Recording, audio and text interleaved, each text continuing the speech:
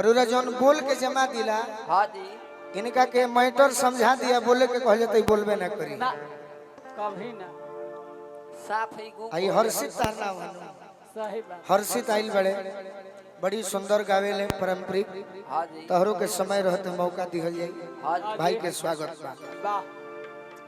रात भर आज मौके लुगा पियावा बहरा गइल बड़े हाँ मेहरारू घरे भी है विशाल जी सब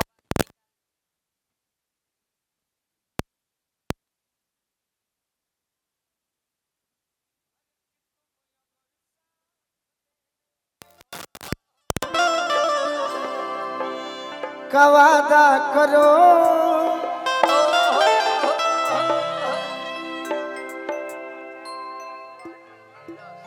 वार्ड नंबर 10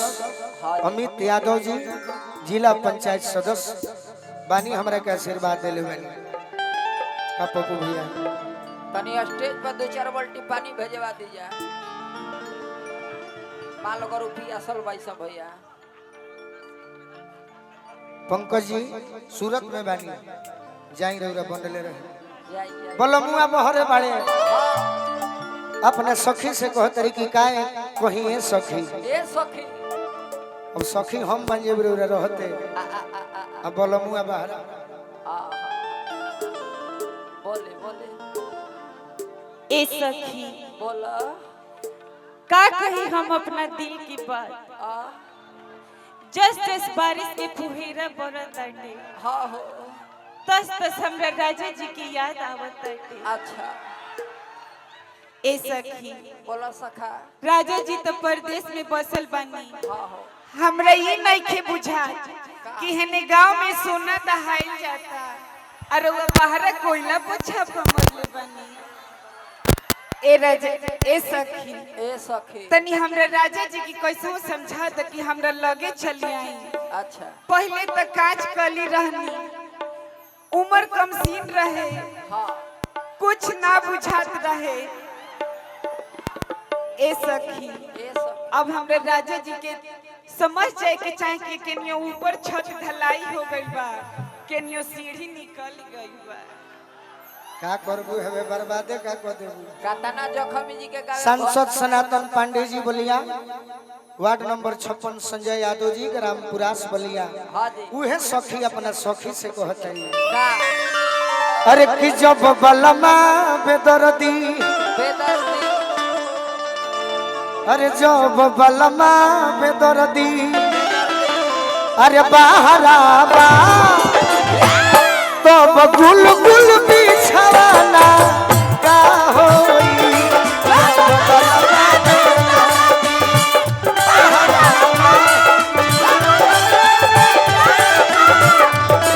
जब बलमा बेदर्दी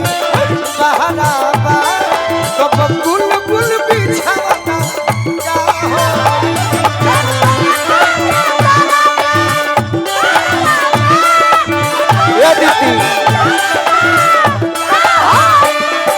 जब बलमा बेदर्दी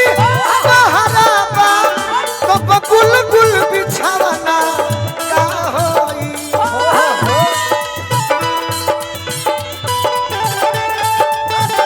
गुल बिछवाना का होई रउरा के जे आशीर्वाद दिले हमारे परम प्रिय भाई हवन मित्र भी हवन हाँ जी बड़ी माने ले विशाल जी यही आशीर्वाद हमारे चंदन ओझा भैया की ओर से आइल बा हाँ हाँ अब नाव ना धरो भाई के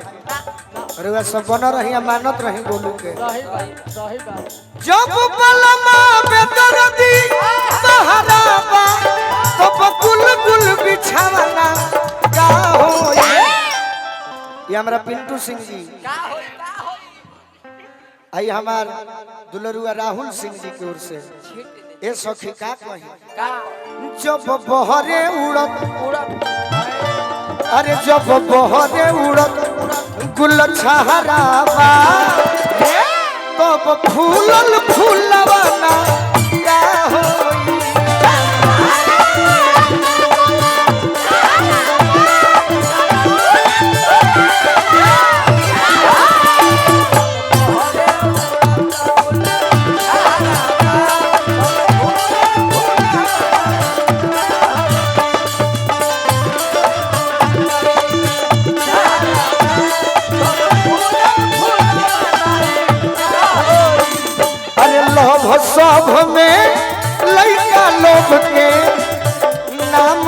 झूठो बदनाम बाटे एगो सजे पर मन ना भरे एगो सजे पर मन ना भरे लइकियो करे नाम बाटे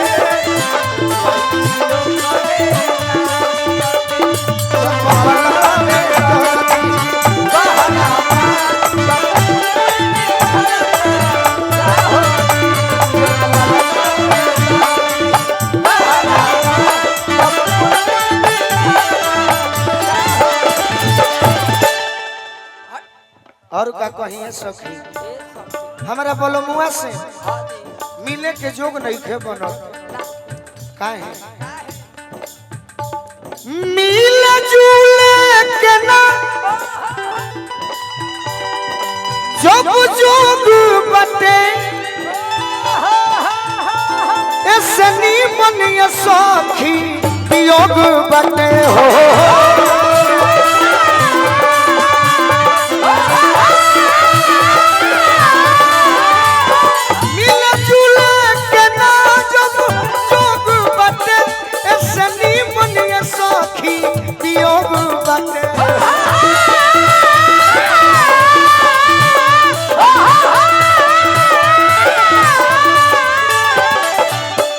हमारा ज्ञान पांडे जी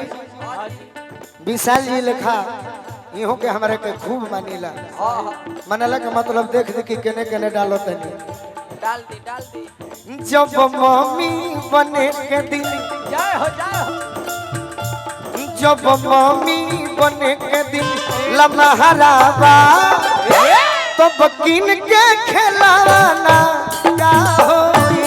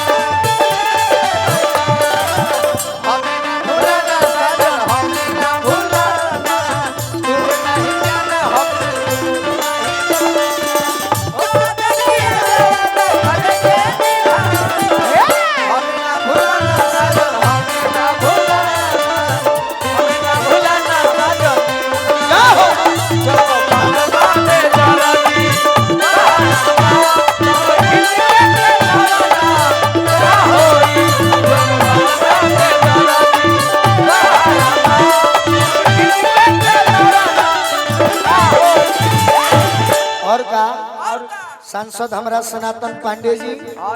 जिला बलिया ward number 56 Sanjay Yadav ji gram post पुरास के माध्यम से और का तू थर्मस के इस्तेमाल कर लगलू दीदी हमरे नहीं आवाज बनो रही थर्मस मत छोड़ी हो ठंडा पानी ए सखी का हो मिलल हमारा तो मरद अरे उस बड़ुए अते हो नहीं हर के आइल जस तस पड़ुए हो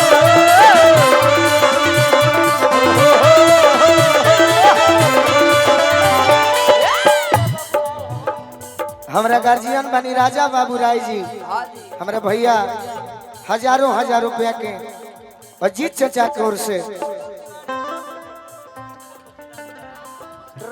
जीरा भोसरी से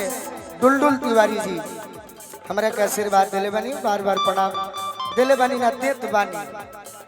मिलल हमारा तो मरद हस पड़ुए ते हो नहीं हर के आइल जस तस पड़ुए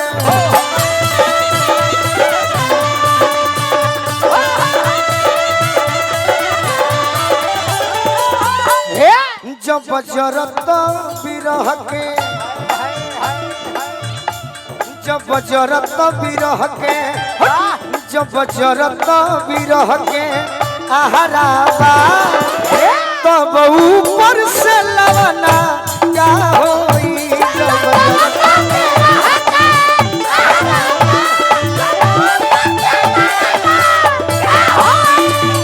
जरत बिरह के ऊपर से लवना का होई हमरा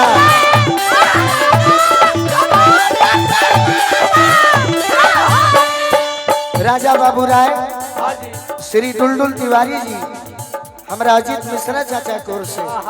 बहुत बहुत ही आशीर्वाद मिलल।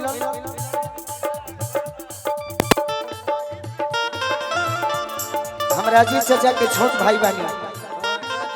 अजीत चाचा के छोट भाई बानी, बाउंसर ग्रुप के मालिक कृपा शंकर यादव जी के भी ओर से और का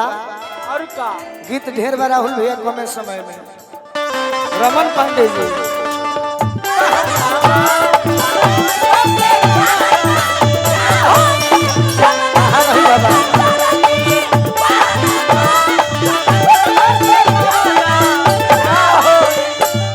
ये हमारा हरे राम चाचा के मित्र और संगीत प्रेमी गणेश बाबा हमारे के बहुत मानीला। अब बाबा खिसेबो करे लगे भाई दोसर के हु कहे गवत ना खिसे आए के नहीं के सभे कलाकार और सभे राउर प्रिय कोरी सुर हो सिंगर के करा पर सुनु संग दिल विचारस नय करा पर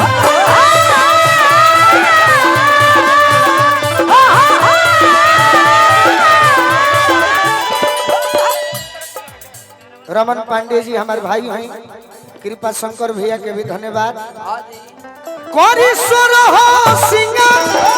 के करा पर सुनु संग दिल विचारस नय करा पर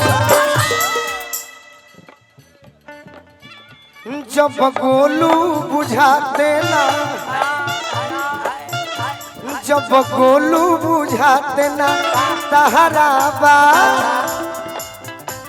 जब गोलू बुझाते ना तहरा बा तब बुझा के बुझावाना का होई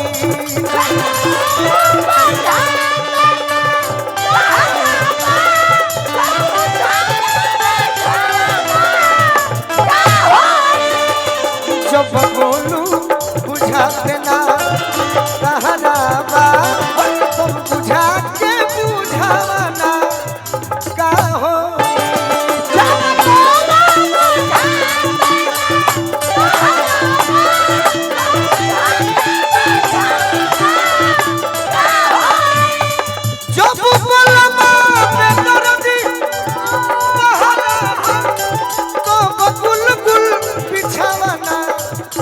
का होई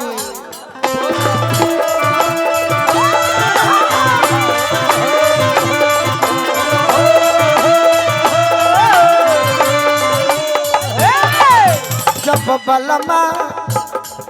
जब बहरे उड़त फूल छहरावा जब बहरे उड़त फूल छहरावा तब फूल